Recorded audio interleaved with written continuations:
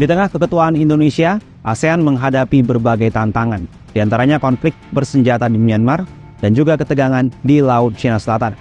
Pertanyaannya, mampukah ASEAN sebagai organisasi wilayah terbesar di Asia Tenggara menyelesaikan berbagai persoalan ini?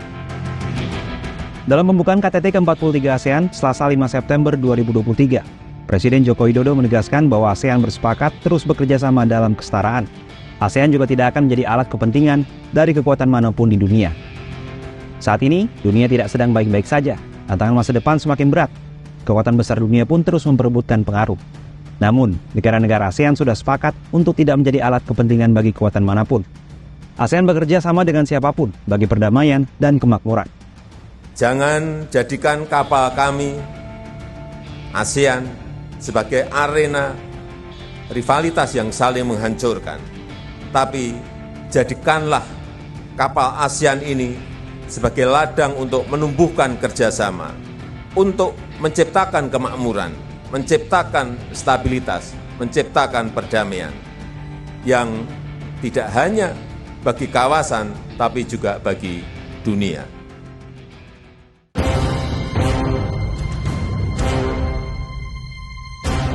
Salah satu tantangan ASEAN datang dari dalam. Sejak kudeta militer yang dilakukan Jenderal Min Aung Hlaing pada 1 Februari 2021, konflik bersenjata di Myanmar belum juga terselesaikan.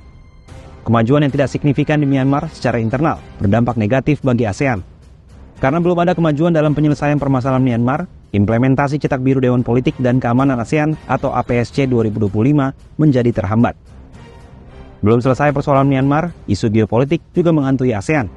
Terbaru, konflik di Laut Cina Selatan memanas setelah Cina menerbitkan peta baru di wilayah perairan tersebut. Peta itu memasukkan 10 garis putus-putus, sehingga seluruh Laut Cina Selatan diklaim menjadi wilayah Cina. Padahal, area itu masih disengketakan oleh Cina dengan Vietnam, Filipina, Malaysia, dan Brunei Darussalam. Klaim 10 garis putus-putus ini diprotes keras oleh Filipina dan Malaysia.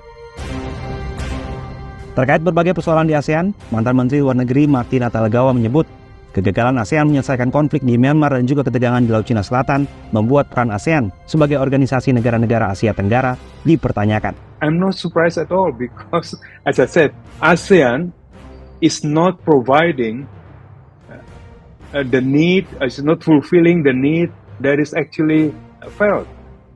So absenteeism by ASEAN is leading to unmet needs, and those needs are being met elsewhere. Menanggapi berbagai tantangan ini, Menteri Luar Negeri Retno Marsudi Selasa sore menyebut telah menghasilkan sejumlah kesepakatan terkait persoalan ini.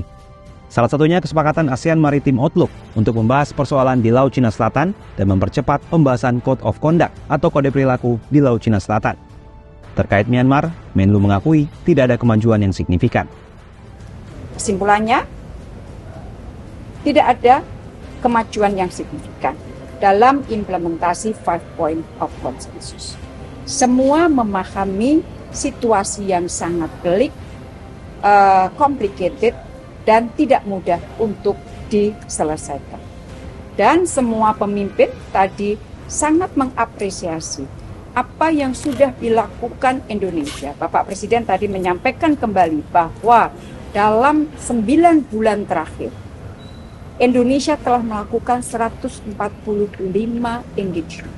Ini adalah engagement yang paling banyak dan paling intensif yang pernah dilakukan oleh ASEAN. Dan setelah melakukan diskusi, para pemimpin memutuskan 5 Point of Consensus tetap menjadi rujukan. Sebagai organisasi di Asia Tenggara, ASEAN harus bisa mencari solusi atas berbagai persoalan tersebut. Selain mempertaruhkan kredibilitas, berbagai persoalan tersebut juga bisa menghambat pertumbuhan ASEAN, bahkan Indonesia.